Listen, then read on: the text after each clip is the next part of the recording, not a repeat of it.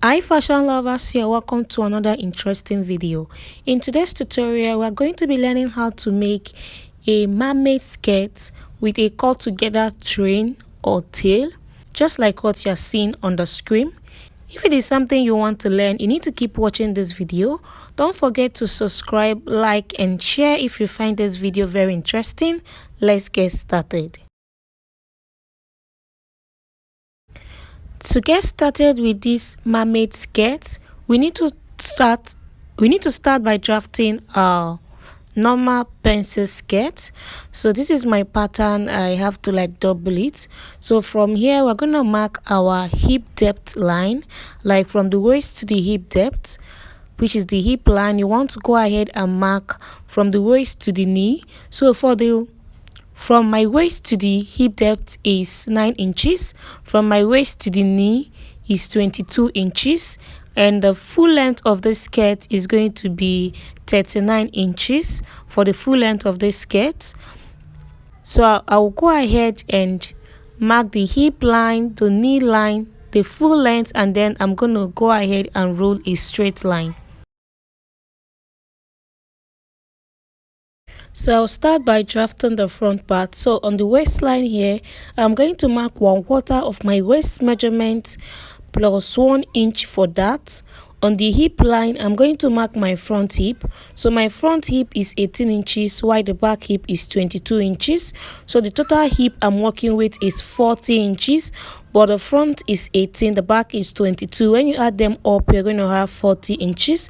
I already made a video on how to get your front hip and back hip. So if you are confused, you can go watch the video to understand how to make how to get your front hip and your back hip.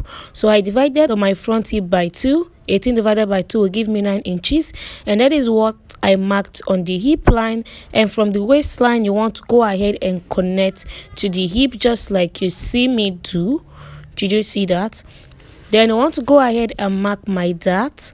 I added 1 inch for that on my waistline. So I'm going to go ahead, mark half of my nipple to nipple measurement, take ½ inch on both sides for my dart. So on the hip, I'm going to mark as well. Then connect a straight line. So from the hip line, you go up by 1 inch and connect your dart. Did you see? You connect your dart like this. So from the side seam of the waist, you want to go up by ½ inch, and on the center front you want to come down by either ½ inch, 1 inch or 1.5 inches. For people that have a very bigger tummy, you can use 1.5. You can come down by 1.5 inches to connect like this. On the side seam, you raise by ½ inch. Did you see that? So I want to go ahead and use my curve ruler to curve out this part very well. So whatever I have on my hip on the front, I'm going to remove 1 inch to mark on the hem part. But before then, I'll go up from my knee line, my actual knee line, which is 22 inches. I'll go up by 3 inches to connect a new knee line. For this mermaid skirt, you're supposed to use come up from your hip, from your knee line by 3 inches, 2 inches or 4 inches to to get that perfect effect and to to be able to walk. So I actually go up by 3 inches, and that is where I connect my new knee line. And from the hip, whatever I have on the hip, I remove 1 inch to mark on the knee line.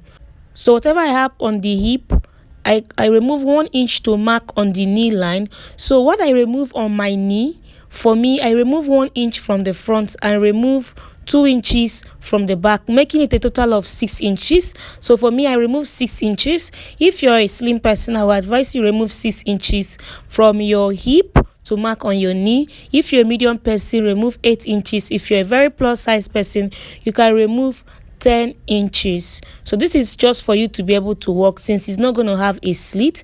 So whatever you have on the knee, you mark on the hem part, and then you want to add extra 8 or 10 inches. So for me, I added extra 8 inches. So I added extra 8 inches to what I have on the hem part of the skirt, and from the knee line, that is the the new knee line, I'm going to connect with a straight ruler, just like you see me doing. So you can use 8 inches, you can use 10 inches. So depending on what you're making, if you're making a wedding gown and you really want it to flow, you can use 15 inches. So other measurement, other fullness should be added to the back part. Other fullness should be added to the back part. So you want to like use a curve and curve out that part. So my camera went off, I didn't know, so I curved out the knee part, and from this point now I came up by 1.5 inches to connect back to the hem part of the skirt. So I came up by 1.5 inches to connect to the hem part of the skirt. So with this now, the front part is ready.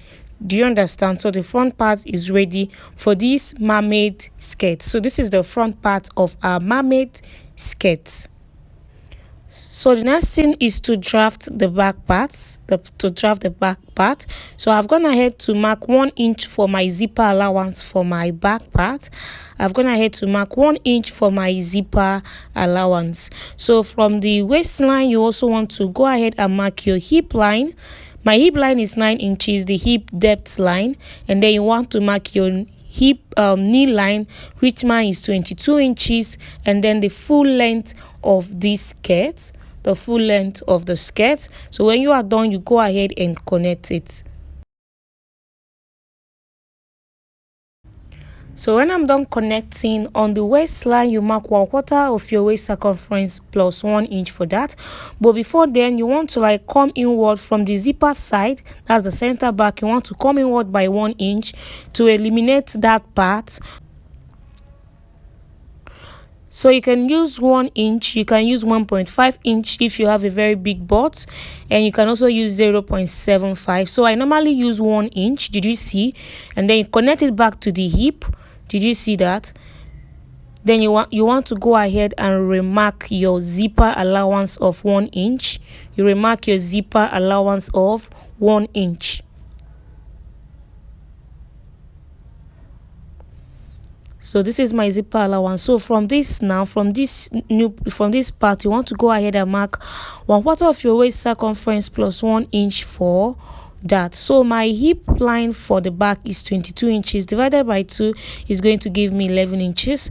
Like I said, my hip is 40, the front is 18, the back is 22 inches because of the butt.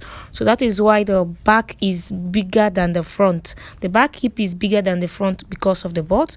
So after marking half of my back hip, from my waist you want to go ahead and connect to the hip line.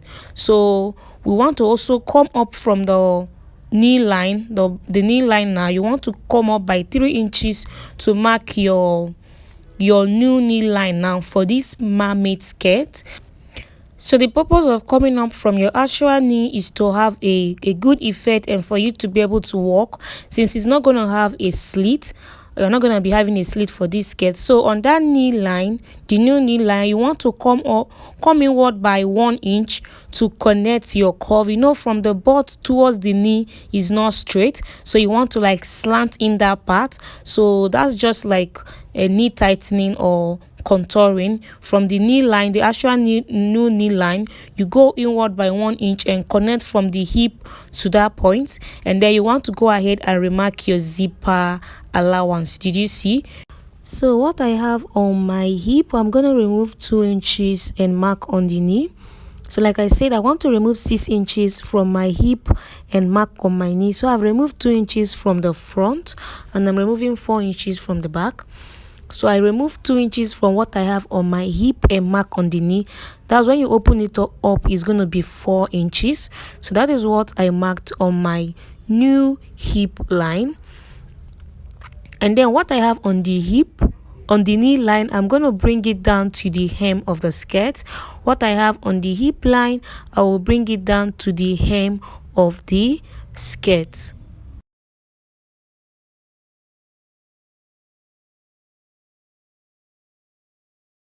So the next thing is to like add your 8 inches. If you use 8 inches for the front, you're also going to be using 8 inches for the back. So I'm adding extra 8 inches to what I have on the hem part of this skirt. So because that's what I want to use. Like I said, you can use 8 to 10 inches. If you are making a wedding dress, you can use up to 15, and then let the other fullness be added to the back. So you want to go ahead go up by 2 or 1.5 inches, just like you did for the front, and then go ahead and curve out that part. So when I'm done, this is what I have. So I want to use my curve ruler and curve out the hem part of this skirt. Did you see? You want to use your curve ruler and curve out the hem part of this skirt. So with this, we are done with the side back of this. So the next thing is to mark my dart. I am going to mark my dart of 1 inch. That is nipple to nipple divided by 2. And mark it on my waistline and also on the hip, and mark ½ inch on both sides. So on the hip line, I'll come up by 2 inches and connect my dart. So on the side back, you want to raise it up by 0.5, just like you did for the front, but then you are not connecting this to the dart. You are not coming down by 1 inch or ½ inch on the center back like you did for the front. You are connecting to the dart. So this is the back part. So I'll go ahead and add extra paper to mark out the tail or the train part. So this is what I have. Did you see? I'm trying to bring it close to show you what I have. So I want to go ahead and cut out this pattern, so I'll be able to add the extra paper on the center back for the drafting of the train or the tail.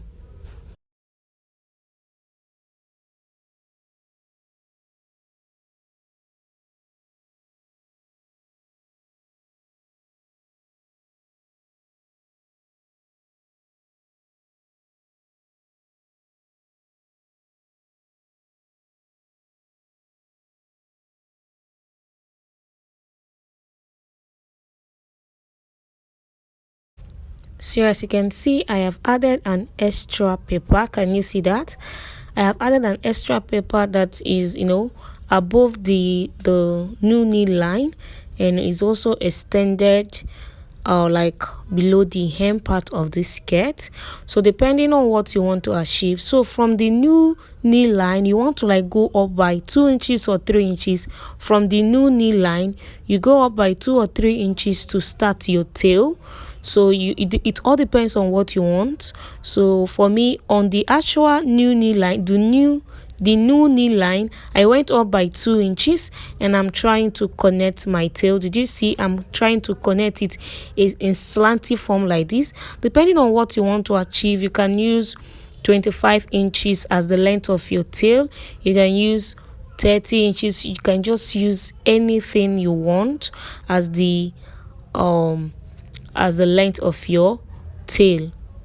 So the next thing is you want to use a curve and connect it back to the skirt length. You want to go ahead and connect it back to the skirt length. So this is me trying to get a perfect skirt, a perfect curve for myself. This is me trying to get a perfect curve. So at this point, I'm trying to use my pencil to curve that part.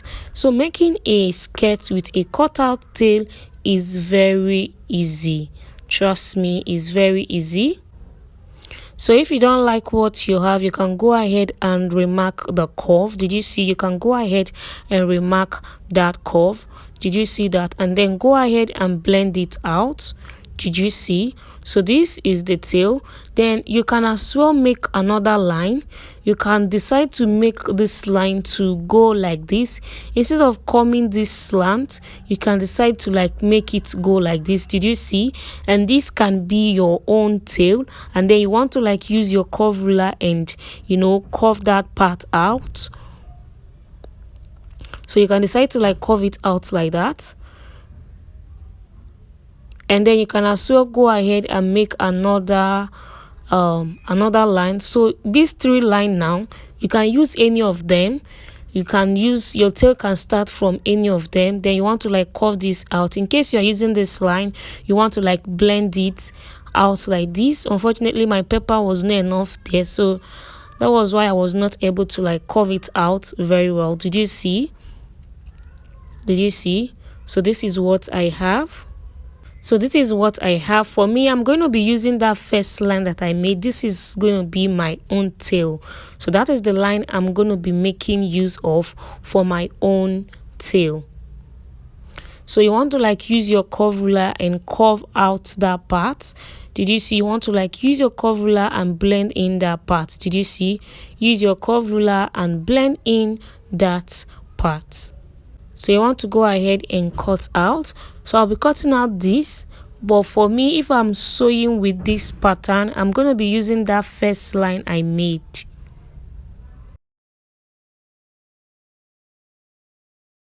So after I was done, this is what I have. I believe you've enjoyed this video and you have gotten value so far. Don't forget to give me a big thumbs up, share this video to people that might be interested, and don't forget to subscribe. See you in my next video. Bye.